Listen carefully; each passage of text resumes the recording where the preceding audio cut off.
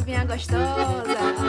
Você que não tem medo de chuva, você que não é nem de papel, ou muito menos feito de açúcar, ou algo parecido com mel.